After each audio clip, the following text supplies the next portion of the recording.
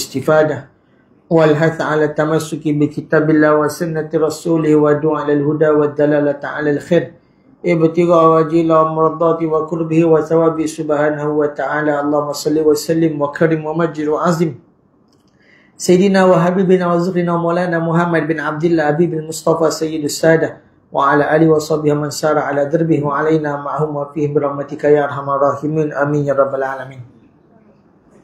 Assalamualaikum warahmatullahi wabarakatuh.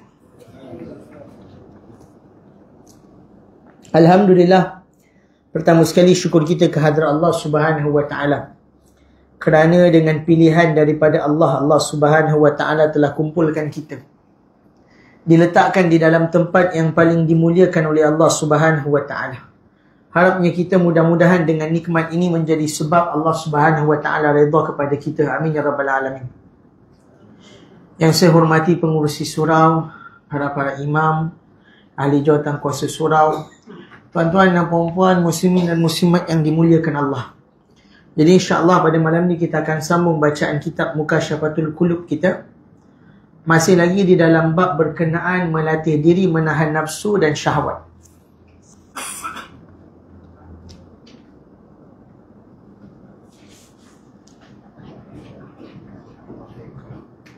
Rangkap yang keberapa ya?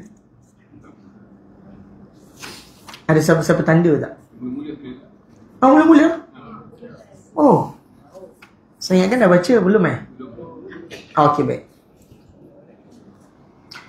Bismillahirrahmanirrahim. Radhiyallahu ankum min kitab Mukasyafatul Qulub lil Imam Al-Imam Al-Ghazali rahimahullah ta'ala ilangal.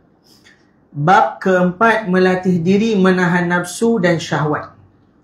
Allah Subhanahu wa taala telah memberikan wahyu kepada Nabi Allah Musa alaihissalam dengan berfirman, "Wahai Musa, jika engkau ingin aku lebih dekat kepadamu daripada ucapanmu kepada lisanmu, daripada keraguan hatimu kepada hatimu, daripada rohmu kepada badanmu, daripada cahaya penglihatanmu kepada matamu, dan daripada pendengaranmu kepada telingamu, maka perbanyakkanlah membaca selawat kepada baginda Rasulullah sallallahu alaihi wasallam."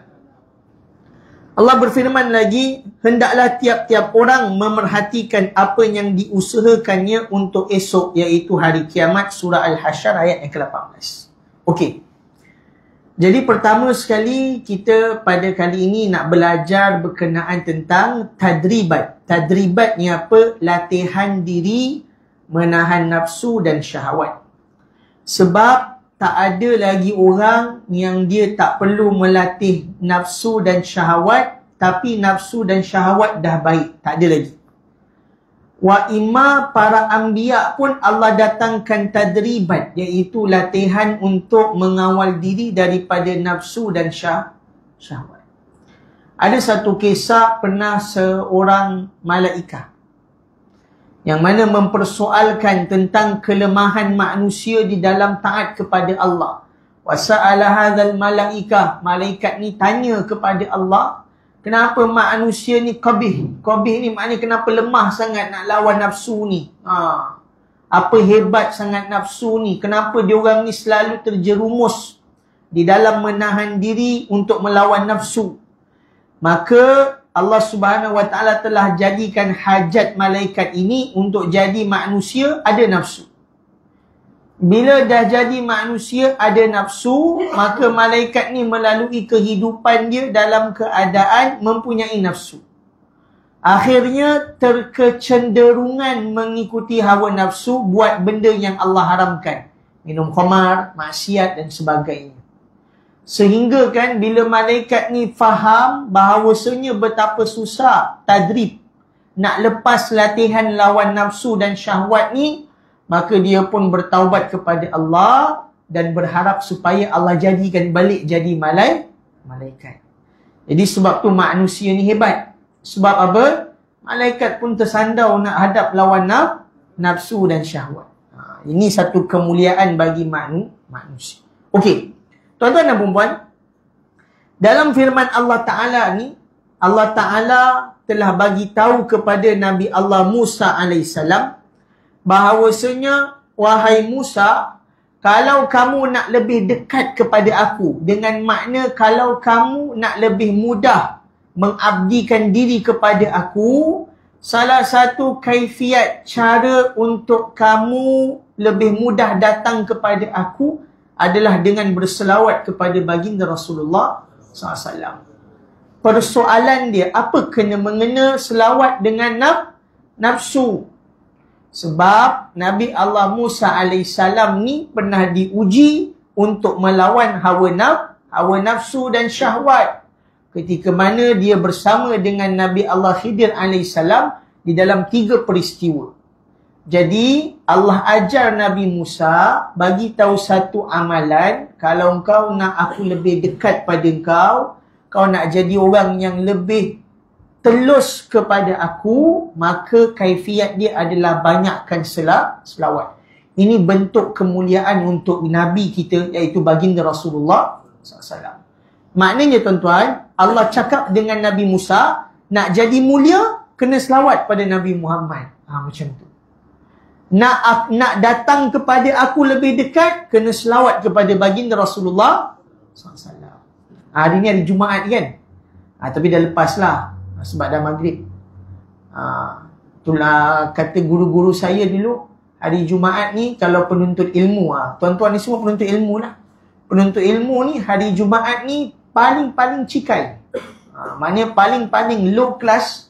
Hari Jumaat ni kalau betul dia penuntut ilmu yang siddiq, yang jujur, hari Jumaat ni dia kena selawat pada Nabi agalli syai' alfu marah. Paling sikit 1000 kali.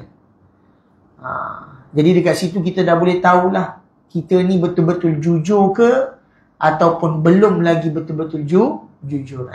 Ini Imam Ghazali saja je letak supaya nak bagi tahu kaifiat cara yang paling baik untuk lawan selawat dengan amal, untuk lawan nafsu dengan amal adalah berselawat. Ini Imam Ghazali saja letak fadilat ni supaya yang baca kitab ni dapat manfaat. Okey, baru kita nak cerita pasal melawan nafsu dan syahwat. Tuan-tuan dan puan, pertama sekali nafsu ni ada macam-macam jenis. Ada nafsu ammarah, ada nafsu lawamah, ada nafsu imarah, ada nafsu yang dipisahkan daripada nafsu dipanggil syahwat. Syahwat ni cabang daripada nafsu. Macam tu. Nafsu ni dia punya base, furuk dia, cabang dia adalah syahwat. Jadi syahwat ni permulaannya datang daripada nafsu. Kalau nafsu tak ada, syahwat pun tak wujud. Itu konsep dia.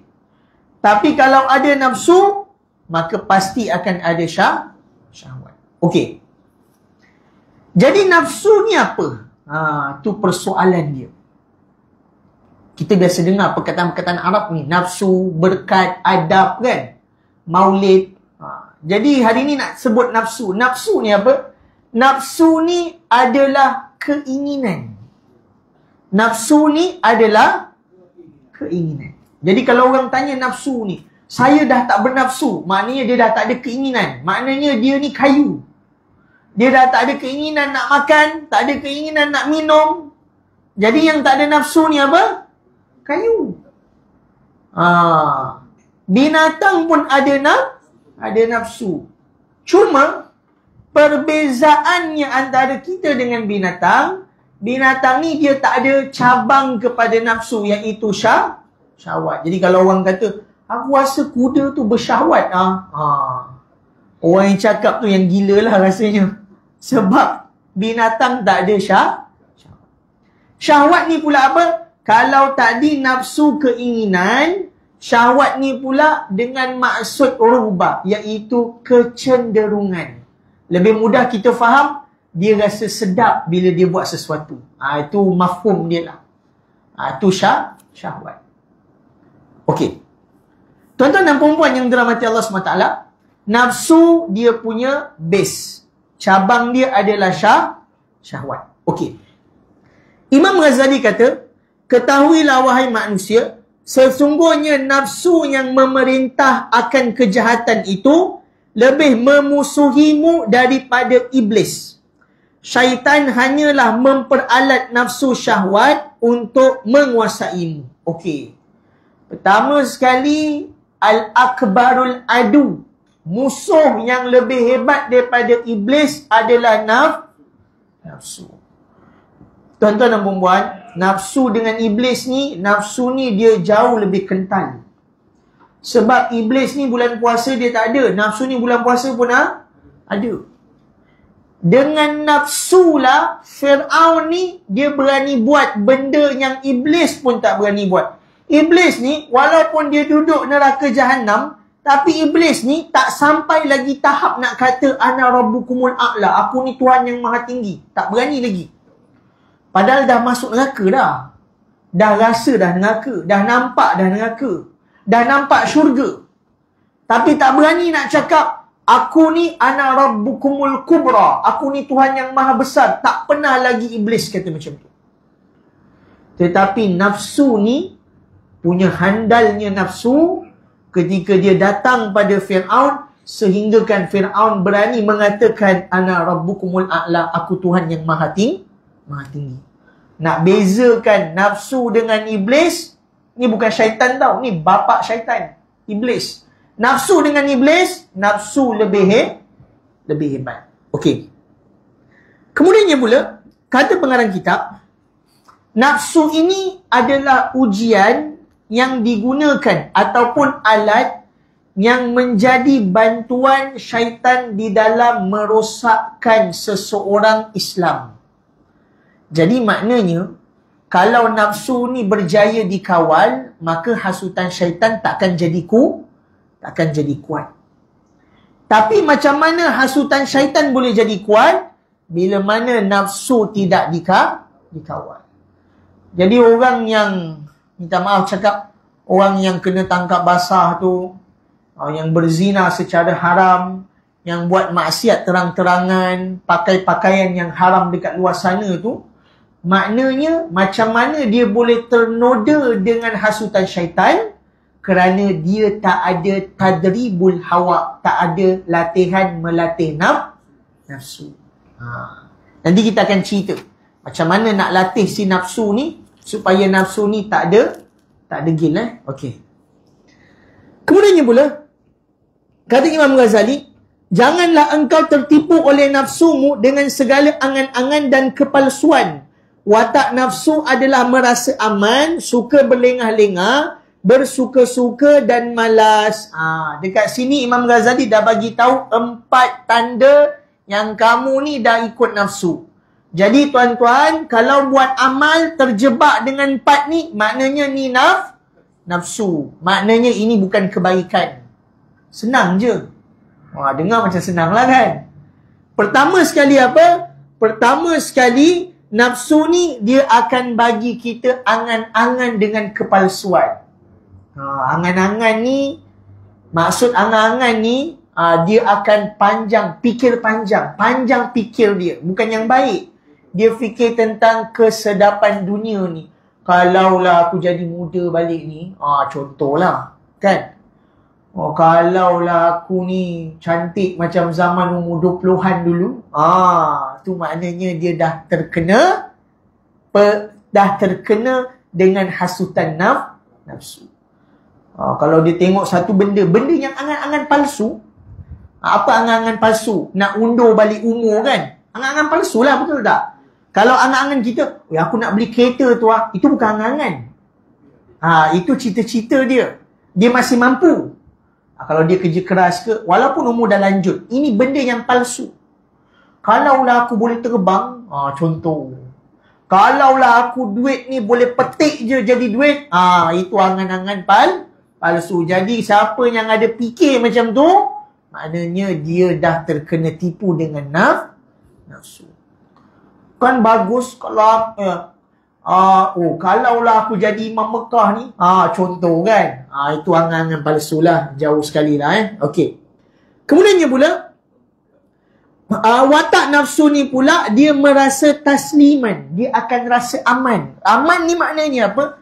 Dia akan rasa selamat dengan maksiat dia. Contoh tuan-tuan, kita buat maksiat, kita rasa macam, alah okey lah, Kecil punya hal. Contohlah.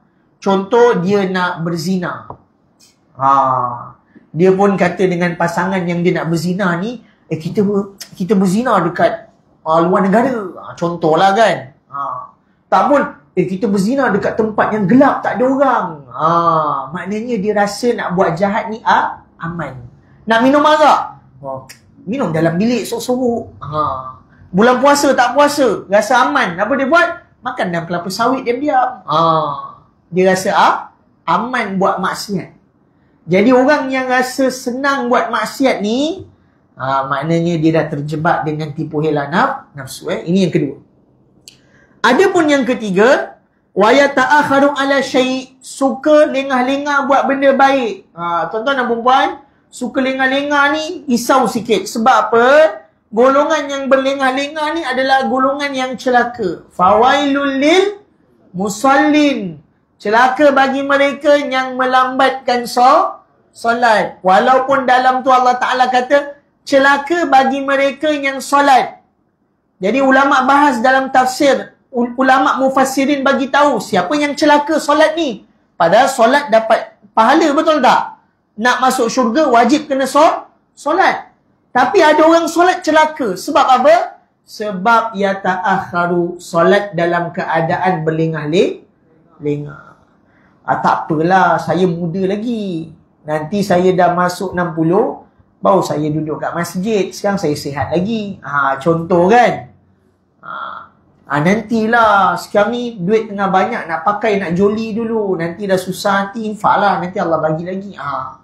Maknanya dia dah kena tipu hela dengan nafsu. Okey.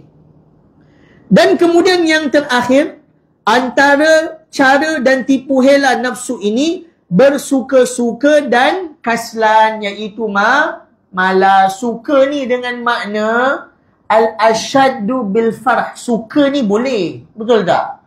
Lain mana boleh kalau tak suka? Manusia ni mesti ada sifat gembira kan?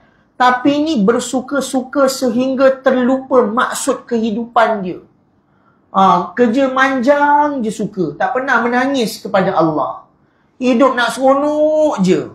Apa kata Imam Ghazali? Orang yang hidup seronok ni, dia kena musibah. Sebab apa? Allah takkan wujudkan sifat kesian pada diri dia. Jadi rupanya, bersuka-suka dan malas ni adalah tuntutan nafsu. Nak bangun tahajud, penatnya. Macam ada beras 5 guni kat belakang badan. Ni maknanya dah kena dengan nafsu, dah pukul dia malam tadi. Mana taknya sebelum tidur pukul 11, dah kena mi basah letak ayam goreng. Habis lah. Jadi nafsu pun pukul dia. Tak payah bangun syekh, rehat je. Tilam kowe ni, sedap ni. Ini yang disebutkan bagaimana kaedah nafsu dalam merosakkan kita, iaitu dia akan buat kita terlampau seronok dan kita mempunyai sifat malas. Kemudiannya pula, setiap rayuannya nafsu adalah batil dan palsu. Tuan-tuan dan puan-puan, setiap rayuan ni apa? Rayuan ni, perasan tak? Kadang-kadang, bila kita nak buat jahat, kita selalu ada keinginan dalam hati, buatlah, ini last. Lepas ni tak buat dah. Betul tak? Umpat je dia, nanti raya minta maaf. Cakap je pasal dia, nanti jumpa dia minta maaf. Ambil je barang dia, nanti gantilah. Rayuan tu, itu adalah taktik yang dibuat oleh nafsu. Marah dia, nanti minta maaf lah. Kalau kau marah dia pun tak apa, dia okey. Jadi maknanya, rayuan-rayuan di dalam memujuk untuk buat jahat ni, ini semua adalah kaedah nafsu. Ini biasa tuan-tuan kita kena. Kejap lah, nantilah semayang. Alah, tak apa, kau pun tengah sakit ni, tak payah pergi surau. Itu rayuan-rayuan nafsu. Padahal tak ada alasan, betul tak? Kita pergi semayang dekat masjid Forest Heights ni. Selalu saya jumpa ada seorang brother tu, tak ada tangan, tak ada kaki. Kan, betul tak? Duduk sab depan belah kiri. Saya sampai tengok dia, saya kata, ya Allah, penipunya aku ni. Dia ni tak ada tangan, tak ada kaki pun datang semayang kan dekat masjid. Apa alasan saya tak nak datang masjid, tak nak datang surau semayang, betul tak? Tak ada tangan bang, tak ada kaki. Dia ada badan dengan kepala je. Kan? Jadi maknanya kita ni belum betul-betul jujur lagi lah. Masih ikut nafsu. Kena tipu dengan nafsu. Jadi lepas ni kalau ada pujuk rayu untuk meninggalkan kebaikan ataupun buat jahat, inilah kecenderungan nafsu. Okey. Kemudiannya pula, jika engkau rela menuruti rayuannya, hancurlah engkau. Jika engkau lambat memperhitungkannya, tentu engkau akan tenggelam. Jika engkau lemah melawannya, lalu mengikuti keinginannya, tentulah dia akan melemparmu ke dalam nerakanya Allah Subhanahu Wa Taala. Wa iyadzubillah min dzalik. Sebab tu ada seorang ulama, dia kata, nama dia Al-Habib Hamid bin Umar bin Hafiz. Kata beliau, lahzatan alal hawa satabqa alal nari abada. Satu saat kamu akur untuk ikut nafsu, maka balasannya adalah selama-lamanya di dalam nerakanya Allah Ta'ala. Jadi tuan-tuan, kalau lepas ni nafsu kata sekali je, lepas ni tak buat dah, itu tipu. Lepas ni buatlah, buat lagi, pasti buat. Jadi tak ada istilah bagi peluang lah, tak apalah, buat dah sikit, nanti dah tak buat dah. Tak ada. Itu semua pembohong. Jadi kalau siapa yang ikut segala kriteria asutan nafsu ni, maka hancurlah kamu. Maknanya kamu akan binasa. Kalau dah buat amal, sia-sia je amal tu. Dah hancur berderai. Lepas tu buat balik, nafsu pujuk balik, hancur berderai. Buat balik, nafsu pujuk balik, hancur berderai. Sampai bila-bila amal tu takkan sempurna sebab selalu makan rayuan nafsu. Kemudiannya pula, jika kita biarkan, maknanya kita tak endah. Tak apalah ustaz, nafsu ni pun sedap-sedap semua. Memang betul nafsu ni sedap tuan-tuan. Tapi kena sedap. Nafsu ni bersifat sedap yang muakkatan, sedap yang sementara. Kita bagi contoh. Orang berzina. Berzina ialah memang nikmat berzina. Tapi padah dia apa? Padah dia neraka selama-lamanya kalau dia tak bertaubat. Berzina ni memang sedap. Padahnya apa? Allah Ta'ala akan bakar kemaluan dia. Sebab kita ni tak nampak akhirat. Betul tak? Itu kita rasa macam, oh nafsu ni sedap. Memang sedap. Tak boleh cakap tak sedap. Memang nafsu ni sedap. Tapi sedap dia bersifat muakkatan. Sementara. Jadi kalau siapa rasa tak perlu nak rawat nafsu ni, okey je. Tak apalah ustaz, nafsu ni kan sedap. Jadi, apa masalah yang dia akan dapat? Nanti orang ni, dia akan tenggelam dengan tipu hela nafsu. Maknanya, dia dah takkan ada usaha untuk perbaiki diri dia. Dia dah selesa lah. Dia macam tu je. Kalau maksiat je. Dia tak nak bertaubat. Dia tak nak pergi belajar. Ada tuan-tuan macam tu. Bila dia dah sedap sangat dengan maksiat ni dah jadi bentuk cara hidup. Kalau tak buat pula rasa tak sedap. Ada orang macam tu. Dia dah selalu apa? Dah selalu cakap bohong.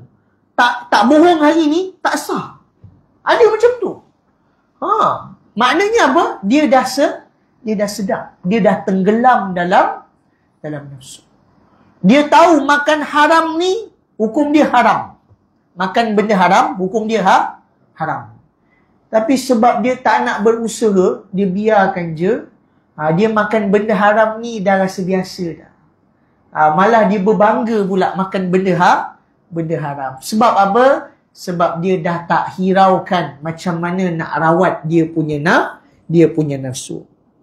Kemudiannya pula, jika engkau lemah melawannya, lalu mengikutinya, maka tidak ada tempat yang lebih layak bagi kamu, melainkan kamu dicampakkan ke dalam neraka. Na'udzubillah min dzalik lah. Jadi, ikut nafsu ni itlaqan, mutlak memang masuk neraka. Jadi, nafsu ni tak ada benda yang baik lah kalau kita tak jaga dia. pasti nanti kita akan dicampakkan dalam nerakanya Allah Ta'ala. Okey. Kemudiannya pula kata Imam Ghazali, nafsu tidak akan pernah menuju kepada kebaikan. Malah ia adalah sumber bencana. Dialah markas iblis serta tempat segala keburukan yang hanya diketahui oleh Allah. Sesungguhnya Allah mengetahui segala yang engkau berbuat, baik maupun buruk.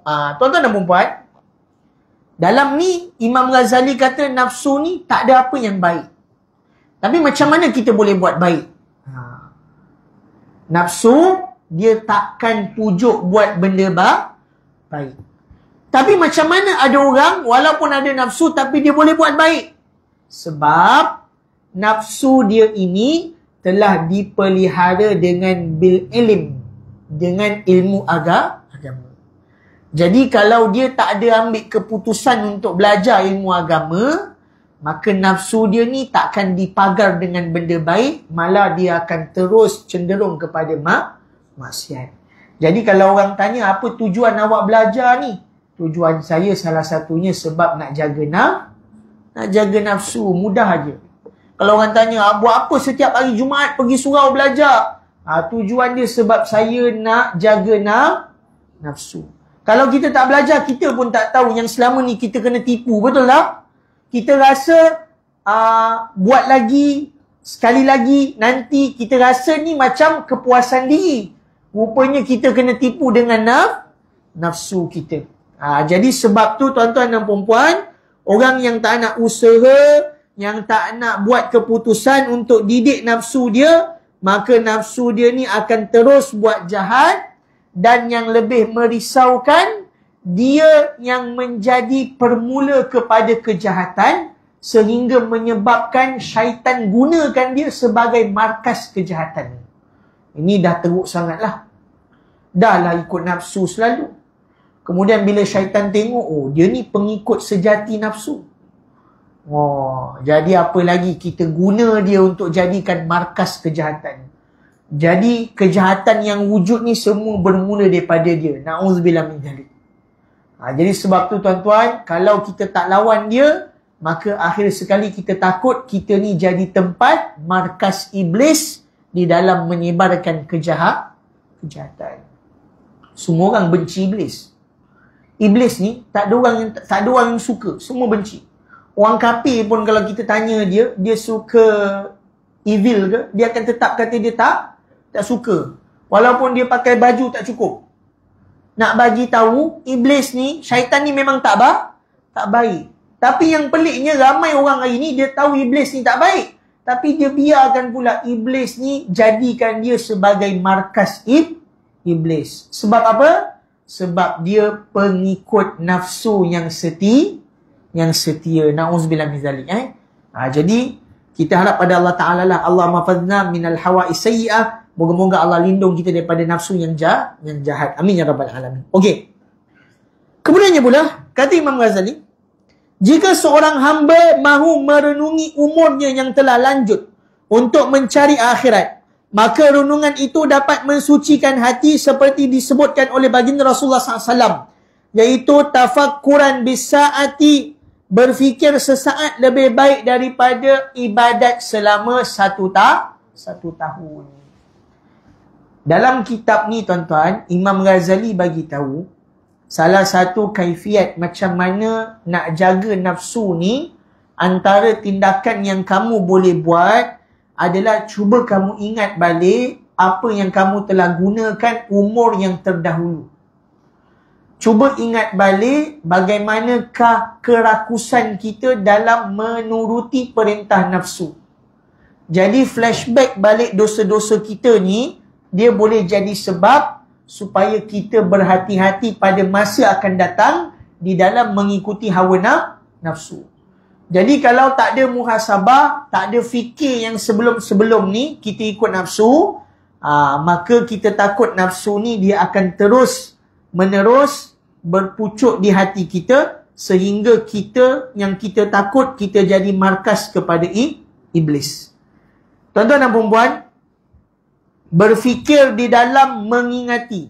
Maknanya fikir tentang apa yang kita dah buat.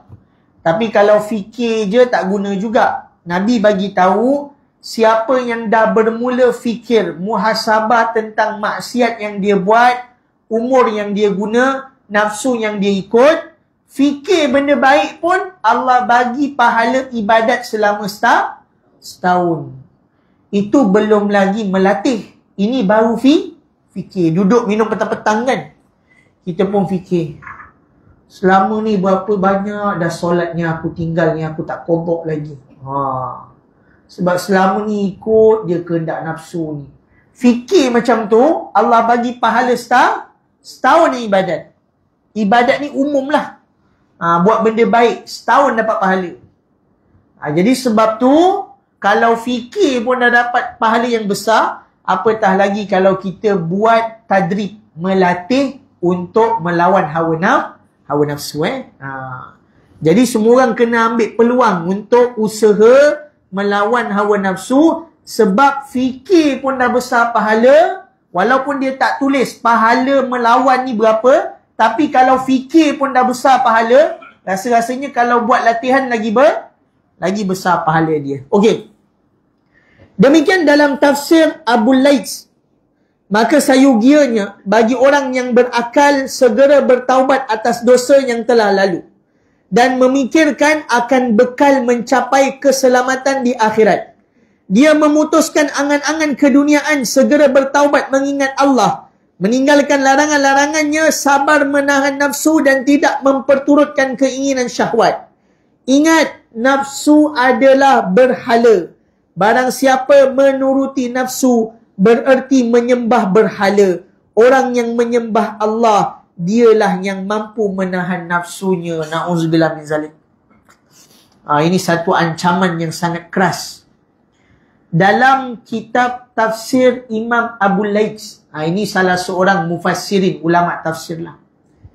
Jadi beliau bagi tahu tentang melatih nafsu dan syahwat ni. Kata beliau, orang yang berakal, maknanya orang yang berfikir dengan baik.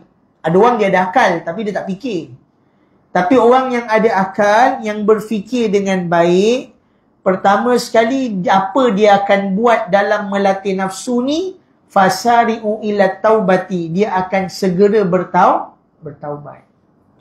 Jadi tuan-tuan, kalau kita tak ada fikir nak segera bertaubat, maknanya kita orang ada akal yang tak menggunakan akal. Kalau betul-betul berakal, bertaubat dengan segera bila mana kita buat maksiat. Itu yang disebutkan Imam Ghazali. Dan kemudiannya pula, orang yang berakal, yang cerdik ni, selain daripada melawan hawa nafsu, dia akan usaha buat isti'dad, persediaan di dalam menjemput kehidupan yang akan datang.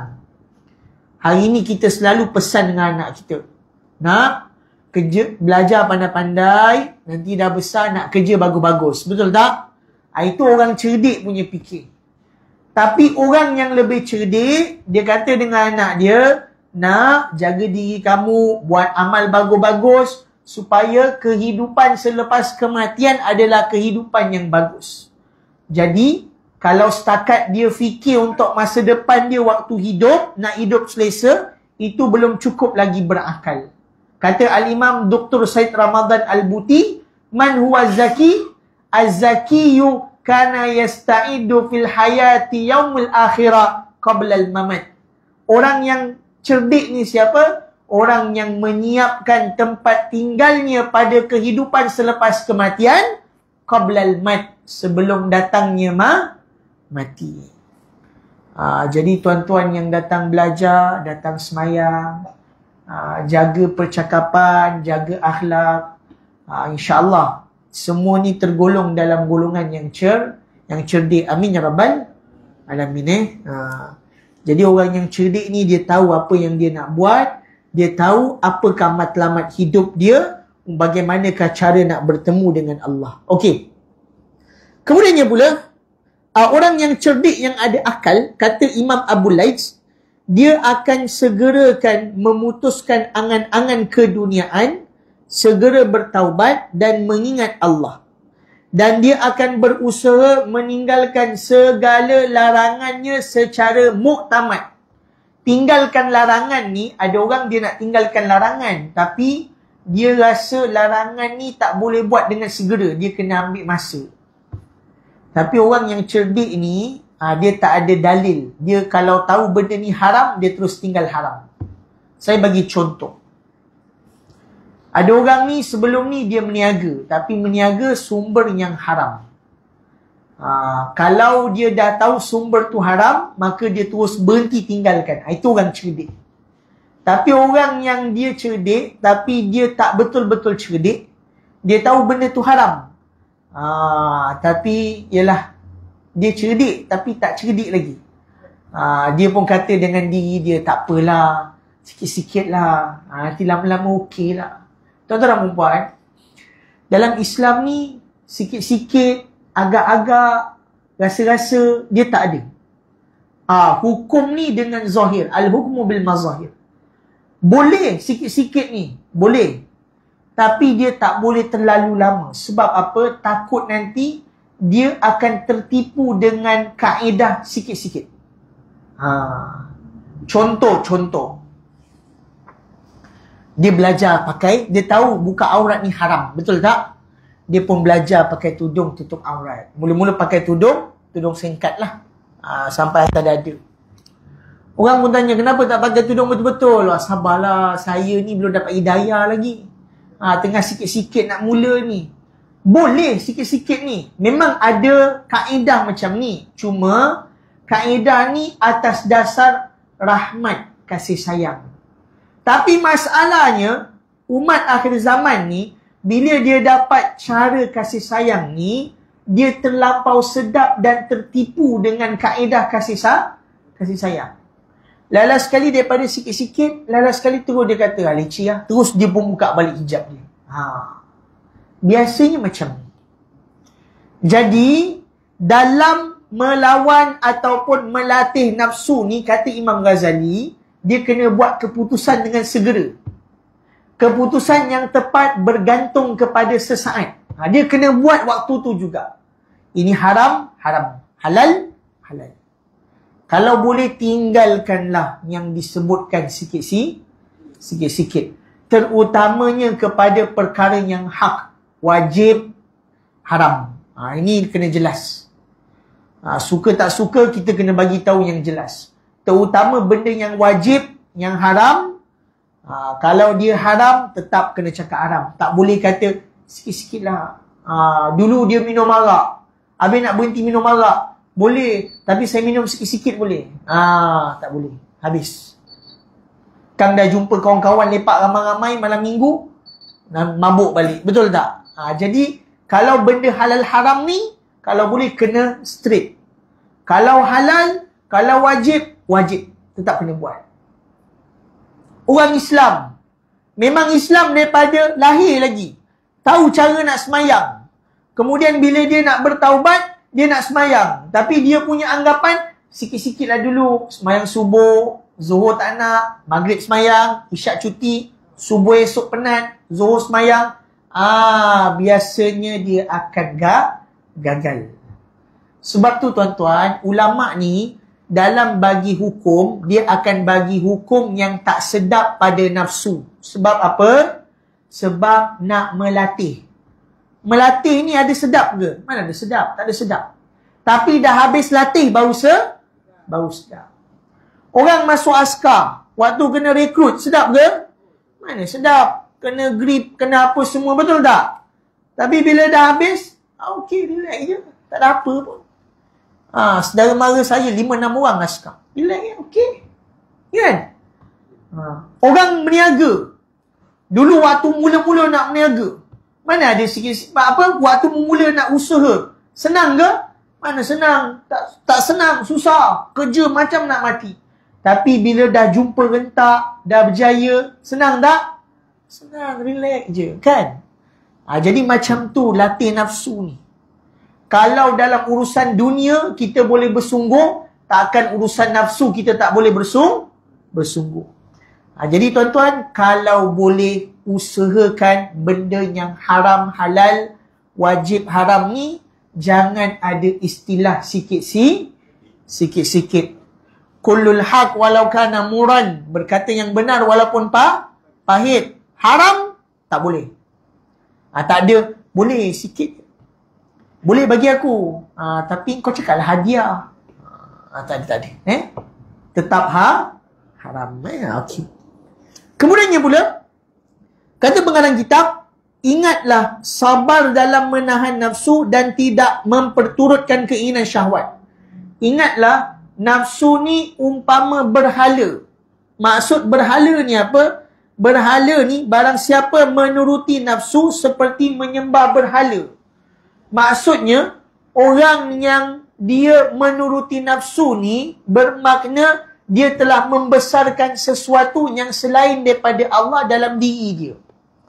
Orang yang ikut nafsu ni, dia telah membesarkan sesuatu yang lain selain daripada Allah. Sama je berhala dengan nafsu. Sebab apa orang sembah patung?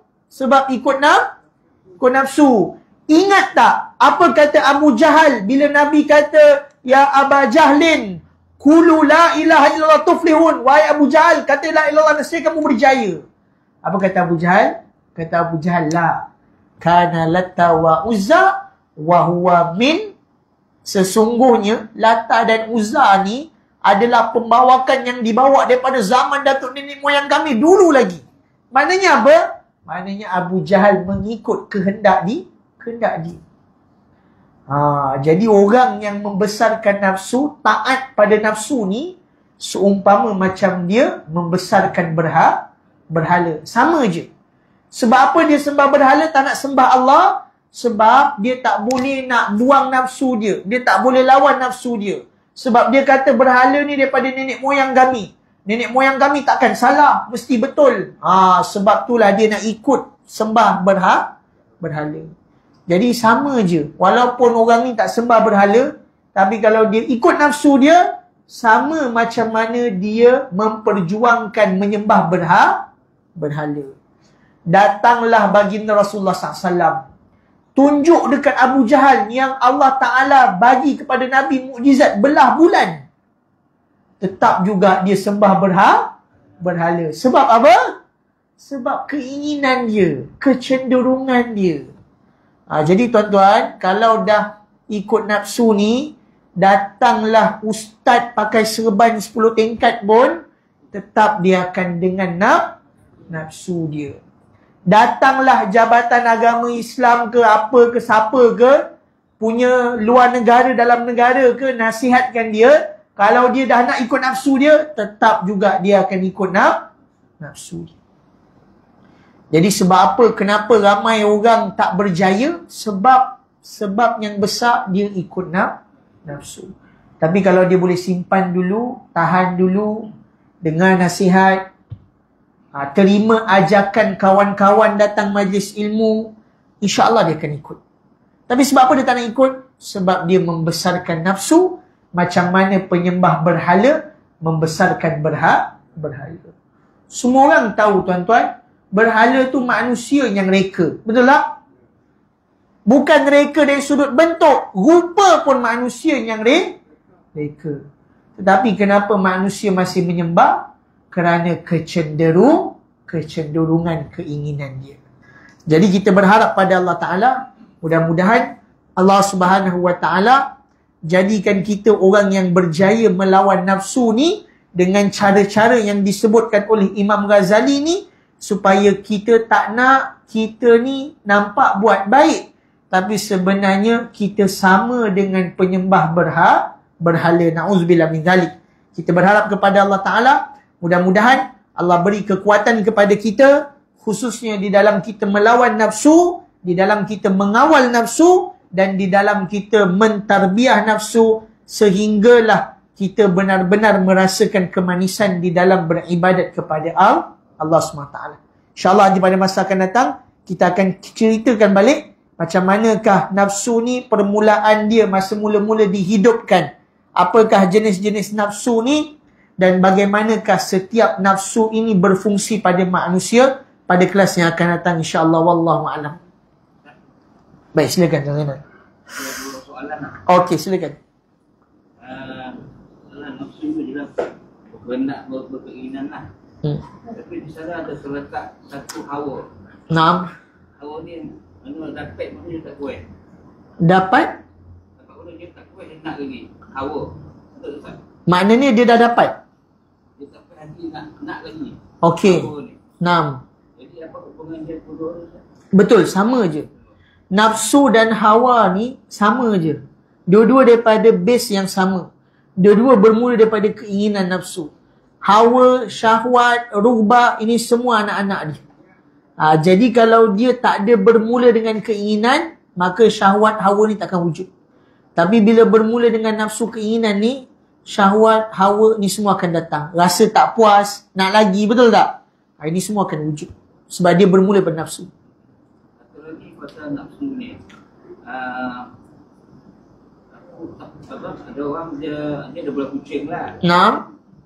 Lepas tu kalau beranak-beranak ya. Naam. Dia nak dituntut nafsu dia pergi ke jabatan haiwan. Rasi. Ni tahu. Rasi. Dia sunat kan Dia potongkan kemaluan tu itulah. Kebanyakan fuqaha mutaakhirin ni masalah buang kemaluan kucing ni, diorang sepakat benda ni haram, tak boleh. Sebab yumarridu, menyakitkan dia. Satu lagi sebab apa? Yataghayyaru min khuluqillah, mengubah ciptaan Allah Ta'ala umpamanya. Walaupun ada sebab yang mendatang seperti banyak anak ni kan. Dia sebenarnya tuan-tuan, benda ni bergantung bagaimana penggunaan manusia. Kita nak bela kucing, kita tak nak anak kan. Kita usahalah macam mana nak pastikan dia tak beranak. Kita letak satu sangka ke. Sebab tu ulama tak setuju bila ada orang kata kita ada illah. Fiqah ni dia akan berubah bila ada illah, bila ada keperluan. Hukum akan berubah bila ada keperluan. Tapi kaedah berubahnya hukum bila ada keperluan ni, bila keperluan tu keperluan yang daruri, yang perlu. Jadi kalau setakat alasan dia kata saya punya kucing ni beranak-beranak lah Ustaz, kan letak sana beranak. Tak, sebenarnya keperluan tu kamu boleh usahakan supaya macam mana dia tak beranak dengan tanpa cara sunatkan dia. Letak dia dalam satu sangka ke, contohlah kan. Yalah, kita dah ada kesediaan bela kucing, jadi kita kena provide lah kemampuan kita untuk jaga dia. Dia sebab tu mutaakhir ini, saya ada baca fatwa ni, banyak. Kalau tak silap saya dalam kitab Majmu' fatwa, imam-imam terdahulu pun ada sebut. Ulama Azhar pun ada sebut. Tapi rata-rata semua tak setuju, mengatakan tak boleh. Walaupun illah dia kata sebab tak nak bagi beranak. Jadi tuan-tuan yang bela kucing ni, yang anak dah beranak pinak ni, sampai cucu cicit ke, nak kena fikir macam mana supaya dia ni tak nak beranak tanpa saya sakiti dia, buang dia punya kemaluan. Takut nanti kan dekat akhirat kan, semayang dah cukup, rupanya masuk neraka sebab sunatkan kucing. Na'udzubillah min zalik. Minta jauh lah kan. Benda ni kita tak nampak sekarang, betul tak? Dah nak masuk selangkah dah, tiba-tiba malaikat tarik, kucing kat depan tunggu. Dulu awak potong saya kan? Na'udzubillah min zalik. Ini realiti ni, betul tak? Sebab hukum ni haram. Jadi tuan-tuan kena fikirlah sini, macam mana saya nak buat supaya kucing saya ni tak beranak, tak beranak pinak dalam keadaan tanpa saya sakiti dia dengan cara potong kemaluan dia. Wallahu a'lam insya-Allah. Mana kita raikan nafsu dia? Bukan kita raikan nafsu dia, maknanya kita cari satu kaedah macam mana supaya keinginan dia ni dapat dibendung dengan cara yang betul. Itu saya tak tahu lah sebab saya bukan doktor haiwan kan. Tapi hukum tetap hukum lah. Sebab memang mutaakhirin ni, benda ni tak payah jauh-jauh lah. Kalau tuan-tuan pergi tengok rujuk pada Jabatan Agama pun nanti dia akan sebut benda yang sama juga. Bab masalah lasid ni. Contoh,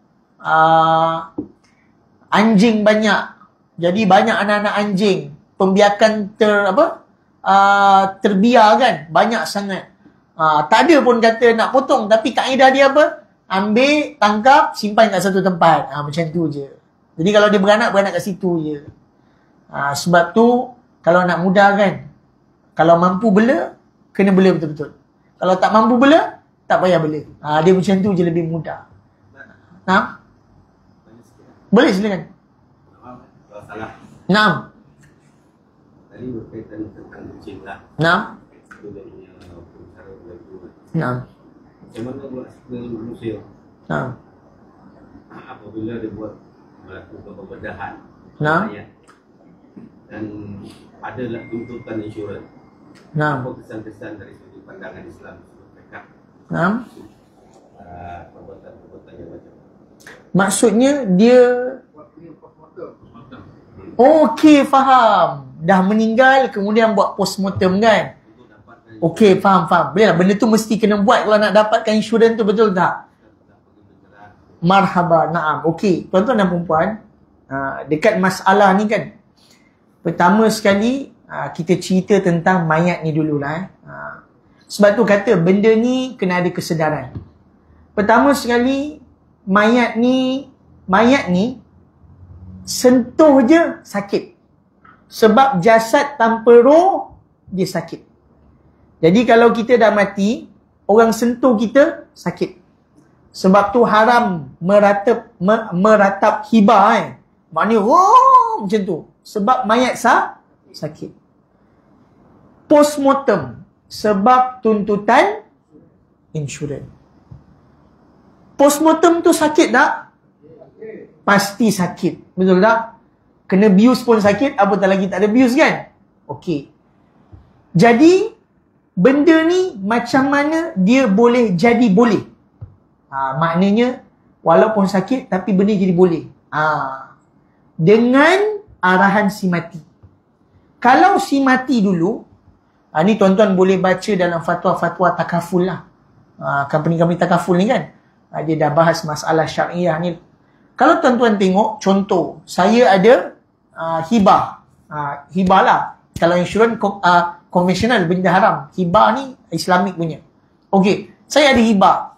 Tapi saya dah cakap dengan isteri saya, nanti kalau abang mati, kamu kena postmortem badan abang untuk dapatkan duit bayaran kan? Abang redha. Itu baru boleh. Tapi kalau contoh dia tak ada wasiyah, dia tak ada wasiat, kita pun malah nak duit sebab tak nak duit, betul tak? Kita pun kata kerat je. Dia tak cakap bedah, dia kata kerat je. Jadi dekat situ dia ada perbandingan pendapat lah. Ada sebahagian pendapat yang besar mutaakhirin dia bagi tahu benda ni berdosa sebab ya ta'adza, menyakiti si mati. Tapi itulah tuan-tuan, akhir zaman ni rata-rata lah, biasa kalau orang mati meninggal dunia, tak ada nak claim takaful ke insurans ke pun ada postmortem. Sebab tu kalau boleh usahakanlah, kalau tak ada keperluan, tak ada wasiat si mati mengatakan abang ada hibah, kalau nak hibah nanti buat postmortem. Kalau dia tak kata macam tu, kalau boleh usahakan tak payahlah postmortem. Sebab ya ta'adzi, menyakiti si mati. Kalau tak percaya, kena nanti waktu mati. Tapi tak boleh bagi tahu saya lah. Tapi itulah, kalau cerita pasal nak duit kan, kita nak kena dapatkan ittifaq, persetujuan si mati ni sebelum dia mati. Kalau dia mati, dia bagi setuju, lari kita.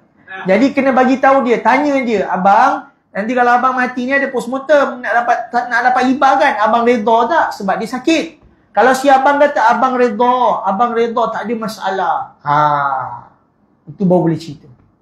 Tapi biasanya tuan-tuan, kalau orang yang dah sediakan duit ni, maknanya dia redha. Biasanya macam tu. Saya faham macam tu.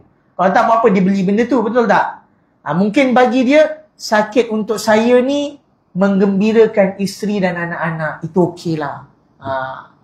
Mungkin dia berfikiran macam tu. Tapi pada hakikinya pandangan Islam bersinggung kepekaan. Betul. Kalau dia menyakiti. Sebab dia menyakiti. Bukan kalau. Sebab dia menyakiti. Melainkan macam saya cakap tadi mula-mula. Kalau dia yang kata, abang redha, tak ada masalah. Tak ada perkataan daripada. Kalau tak ada perkataan, itu haram. Seluruh keturunan dia makan itu haram Macam tu lah.